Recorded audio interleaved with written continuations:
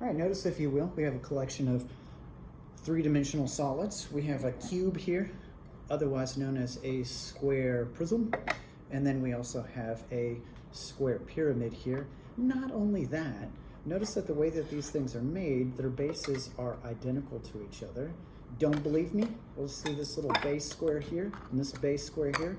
Look at this, I can switch them out and they fit perfectly. Not only that, they have the exact same height, right? This square prism and that square pyramid. Likewise, this cylinder and this cone, they have identical bases and they have the same exact height. And then lastly, we have ourselves a sphere and a hemisphere. We don't need them for this part of the investigation. We put them inside. We just need these sets. Okay, because we're talking about the volume of these shapes. Volume is about capacity in one way, like how much stuff it fits inside of it. So one way to measure that is with some lentils, of course. So I have a collection of lentils. We'll make some soup out of this later. Okay, so the question here is, here, let me put these things aside and let's deal with these two here. Like I could probably find the volume of this really easily, but the question is like, what about the pyramid then? If I could find the volume of that one, is there a relationship between these two? Because remember, they have the exact same height and they have the same base area here. So what I'm gonna do is I'm gonna take these bases off, set them aside, and I'm gonna fill this thing up. I'm gonna see how many it takes. So before I even start, you take a guess. How many of these would it take to fill up this prism? How many pyramids would it take to fill up the prism? So let's see. I figured it was easier to scoop this than to pour it. Beans all over the place. All right, so here's one. Take a look. What fraction do you think I just filled that?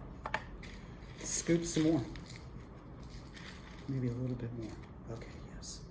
Generous helping. Oh, I spilled some. No worries. All right, look. Now what fraction do you believe it to be? Okay.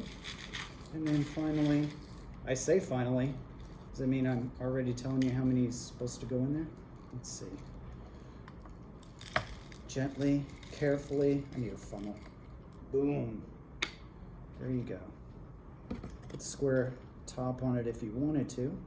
Fits in there barely. All right, what's that mean? If you could find the volume of this one, how do you find the volume of the pyramid? How many of these did it take to fill up the prism? It took exactly 3 of them, which means that the volume of this pyramid is exactly 1/3 the volume of the prism when it has the exact same base and the exact same height. All right, let's try the same exact experiment with a cylinder and a cone. Okay, remember, base is the same exact height. All right, pull these things out, we don't need them. How many do you think it's gonna take? 3, 2, 4 of them? All right, why are so full? Oh, you know, that was smart. Look, I just poured it over the bowl. A bit too much. Okay. Oh yeah, look, what fraction do you think it is? Now what fraction do you think it is? Is it gonna take 3? Okay, pour it right over the bowl. There we go.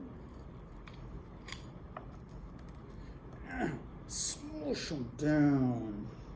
And then we can see, again, after I clean up my mess, that it takes exactly 3 of these cones to fill the cylinder, which means that the volume of the cone is 1/3 the volume of the corresponding cylinder when it has the same base area, the same circle, and the exact same height.